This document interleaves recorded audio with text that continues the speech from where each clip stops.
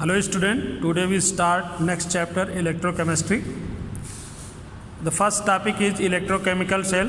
The device which transform the chemical energy into electrical energy is called electrochemical cell. वह device जो chemical energy को electrical energy में convert कर सके उसे हम क्या बोलते हैं? Electrochemical cell. For example galvanic cell.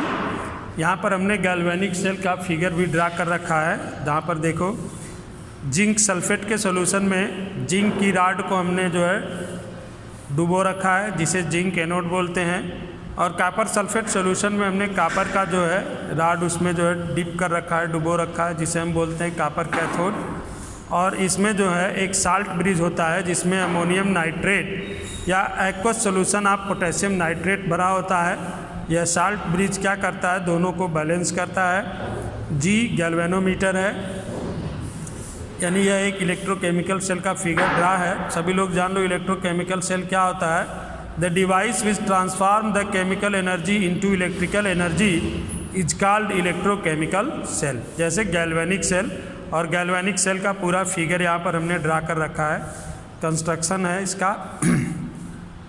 If a thin plate of zinc metal is placed in aqueous solution of zinc sulphate and copper is deposited in copper sulphate, then there occurring two reaction.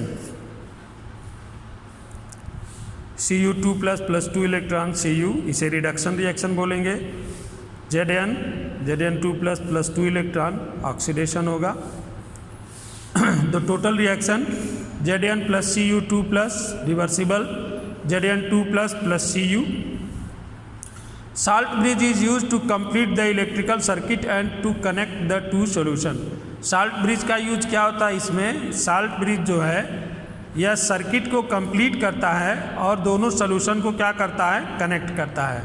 The electrical current flowing through a circuit can be measured by joining ammeter and the direction of electrical current by joining galvanometer. कह रहा है कि जो electrical current flow होगा उसको हम किससे measure करेंगे? अमीटर से. और डायरेक्शन किससे मेज़र करेंगे? गैल्वेनोमीटर से. गैल्वेनोमीटर यानी जी लगा हुआ है, फिगर में दिखाया था हमने. The salt bridge joins the two solution and keeps the neutrality of electrical charge. जो साल्ट ब्रिज होता है वह दोनों सॉल्यूशन को ऐड करता है, ज्वाइन करता है और उनकी न्यूट्रलिटी को बनाए रखता है, यानी neutrality of electric charge, electric charge की न्यूट्रलिटी को बनाए रखता है. After some time, if both the strips are taken out, washed carefully with distilled water, dried and weighed, it will be found that the weight of zinc strip has decreased and the weight of copper strip has increased. कह रहा है कि कुछ समय के बाद, कुछ time के बाद हम दोनों ही स्ट्रिप, जिंक की स्ट्रिप और कॉपर की स्ट्रिप को बाहर निकालें और उन्हें डिस्टिल्ड वाटर से खूब बढ़िया से धोएं, सुखाएं. फिर हम अगर उनका वेट करेंगे तो हम पाते हैं कि जो जिंक की स्ट्रिप है उसका वेट डिक्रीज कर जाता है और जो कॉपर की स्ट्रिप है उसका वेट क्या करता है? इंक्रीज कर जाता है. तो यहाँ से जो है क्वेश्चन पूछता है एग्जामिनर कि गैल्वेनिक सेल में से जब हम स्ट्रिप को बाहर निकाल लेते हैं तो किस वाली स्ट्रिप का, यानी जिंक का या कॉपर का, किस स्ट्रिप का वेट जो है कम हो जाता है और किसका जो है ज़्यादा हो जाता है. तो आज हमने क्या पढ़ा? Electrochemical cell. फिर से देख लेते हैं. इलेक्ट्रोकेमिकल सेल क्या होता है? एक ऐसी डिवाइस जो केमिकल एनर्जी को इलेक्ट्रिकल एनर्जी में कन्वर्ट करे उसे हम क्या बोलते हैं? Electrochemical cell. फिगर उसका पूरा हमने ड्रा कर रखा है. एक जो है जिंक मेटल की रॉड जो है डिप की हुई है जिंक सल्फेट सॉल्यूशन में. कॉपर मेटल की रॉड जो है डिप की हुई है कॉपर सल्फेट सॉल्यूशन में. कॉपर पर रिडक्शन रिएक्शन होगा, जिंक का ऑक्सीडेशन रिएक्शन होता है. इसमें एक साल्ट ब्रिज लगा होता है जिसमें क्या भरा होता है? अमोनियम नाइट्रेट या aqueous solution of potassium nitrate. Salt bridge का काम क्या करता है? इलेक्ट्रिकल सर्किट को कंप्लीट करता है और दोनों सॉल्यूशन को क्या करता है? कनेक्ट करता है.